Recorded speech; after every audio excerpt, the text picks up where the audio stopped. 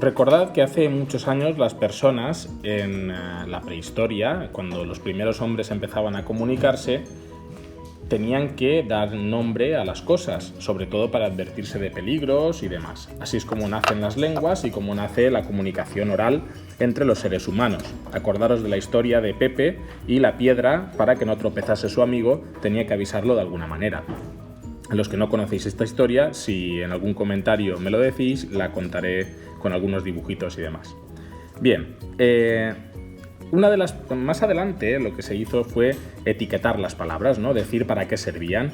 Los sustantivos eran aquellas palabras que definían un objeto, lo que era un objeto.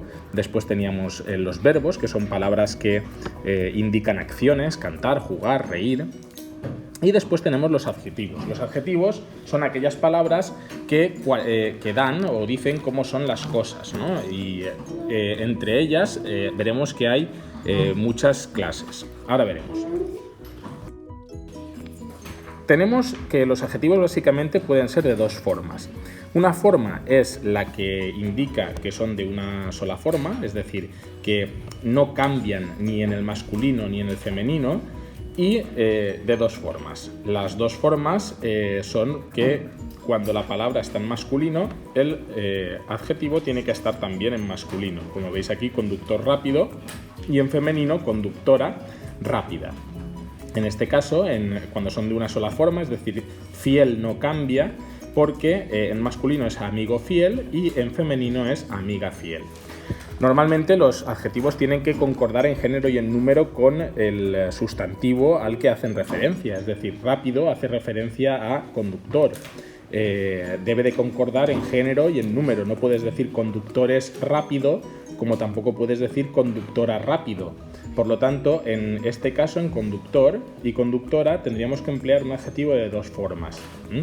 Y hay adjetivos que no necesitan cambiar, por lo tanto son los que llamamos de una forma, que aunque sea en género masculino es fiel y aunque sea en género femenino es fiel. Sin embargo, el número sí que debería de concordar. Amigos fieles y amigas fieles. Sigue siendo fieles, es de una forma solo, pero sí que debe de concordar con el sustantivo en número. Bien.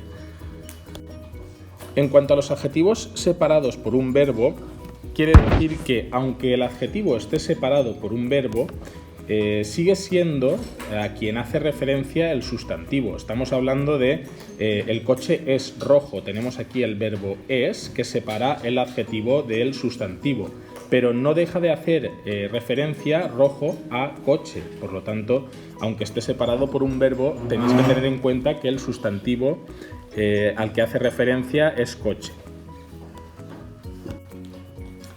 Los adjetivos apocopados.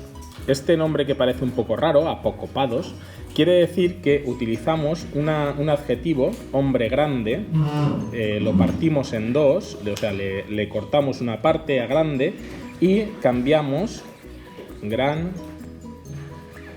hombre. Lo colocamos delante y lo acortamos. ¿Para qué? Pues para definir una cualidad de este hombre. En este caso aquí estaríamos hablando de tamaño, y al acortarlo y cambiarlo de posición y ponerlo delante estamos diciendo una cualidad personal. En este caso podríamos decir que es en cuanto a personalidad, ¿no? Personalidad. O que ha hecho cosas muy buenas, o en fin.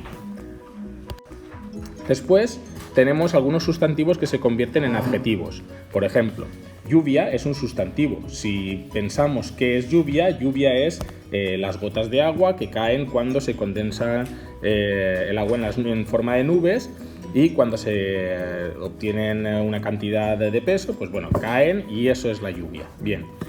Si nosotros queremos convertir lluvia en un adjetivo, lo único que tenemos que hacer es repetir esta frase un día y añadirle el sufijo oso o osa en este caso. Un día lluvioso. En este caso, como añado oso, por lo tanto convierto lluvia, que era un sustantivo, lo convierto en un adjetivo. Grados del adjetivo. Esta parte también la hemos dado. Tenemos 3 grados, el positivo, el comparativo, que tiene 3 vertientes, superioridad, igualdad, inferioridad, y el superlativo. Grado positivo. Bien, nos dice cómo es algo sin expresar intensidad. Vale, pues como ejemplo podemos poner, vamos a borrar esto de aquí, que lo había puesto para que no se me olvidase. Vamos a poner un ejemplo, el coche rojo, la casa grande. También podemos poner un verbo, no pasa nada. El pantalón es corto.